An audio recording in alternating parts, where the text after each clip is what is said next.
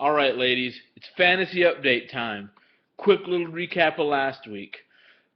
Something's just in the water with some of these teams. They just can't figure it out. Brett's team finally gets a win, but scores 70 points. I mean, I don't even know. I'm gonna look it up to see how many times someone has won a game, scoring 70 points.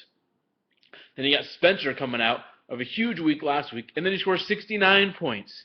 I just don't get it.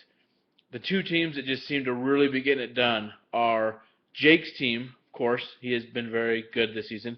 And I got to say my team. I just think my team has just been really putting it on lately and is just going to be in there for the long haul. So anybody else, if you're not me or Jake, you should just give up now. There's really no reason to continue playing. Get ready for next year. Start working on your 2013 stat sheets and your spreadsheets and all that stuff, and just hunker down for next year because I don't think it's going to happen. In other news, we had our very first trade this week. So just as a reminder, we have the window, and the way that works is when someone makes a trade, when it's initiated, the rest of the league has 24 hours to offer either party a better trade for them. So this trade went down, and it was Michael Bush and Nate Washington for Stephen Ridley. So Stephen Ridley has been the number 3 running back all year.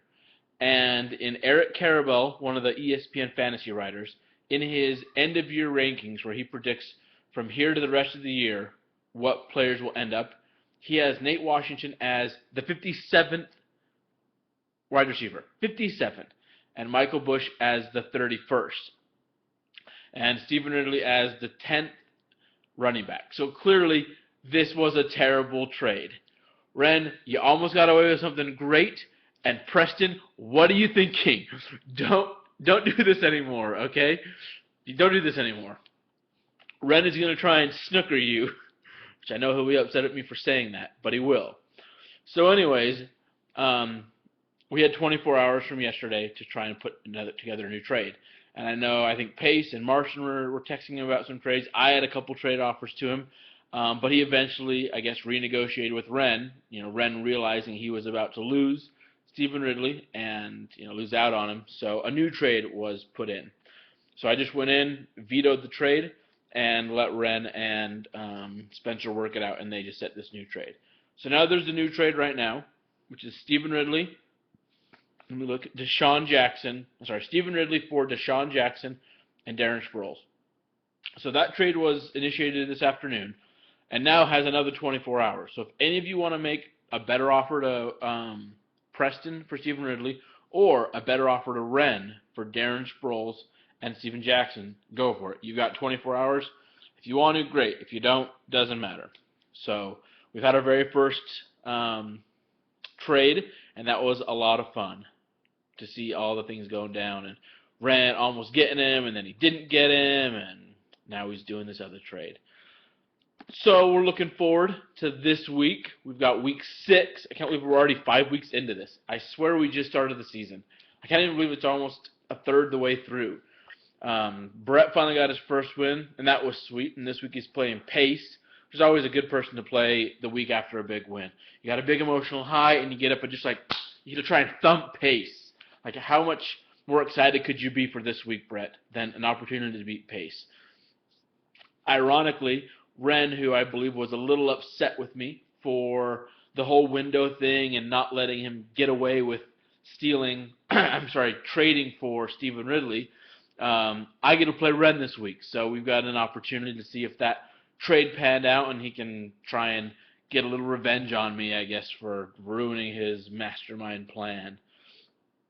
We've got Jake against DJ. Now this is interesting. DJ's team is terrible, right? They're 1-4. They're like the second worst team in the league. But his team has a lot of good players on it. I don't know how he's not playing well. I think it's just because he doesn't have a very good quarterback. DJ, you've got these great running backs. Do something with him. You should be winning games. He's got Alfred Morris, Ryan Matthews, Jamal Charles, and Marshawn Lynch on his team. You can only play 3, so you might as well trade 1 or 2 of them and upgrade your team. But that's a big game. I think Jake is, at risk to lose here. The projections are pretty close, within 1 point, and I don't know, DJ. I think you could be the guy to do it. Then there's, of course, Spencer and Marston. This is another one of those games where you just have no idea what's going to happen. The quick box score preview has Spencer losing by 21, but he only has one running back on his team. Look at his team right now. He has Maurice Jones-Drew, scratch my head a little bit, and Adrian Peterson. That's his entire team. That's all he's got. So it'll be interesting to see how he fares this week against Marston. And the last team we've got, the last game, is Preston and Joe, little father and son-in-law royal, battle royale going on here. So we'll see how that pans out. Anyways, hope you guys have a good week 6 preparation. A lot of waiver wire movement yesterday. A lot of action out there on the boards. Jake going crazy for Alex Green. Me sneaking away the Arizona running backs from Spencer. A lot of drama coming up in the last few weeks. This is an important week. We got a lot of teams 3-2 and 2-3 that are playing each other. It could all be netted out again to 3-3, or the 3-2 teams could take a little lead out. Good luck in week 6, and I will be posting this with power rankings.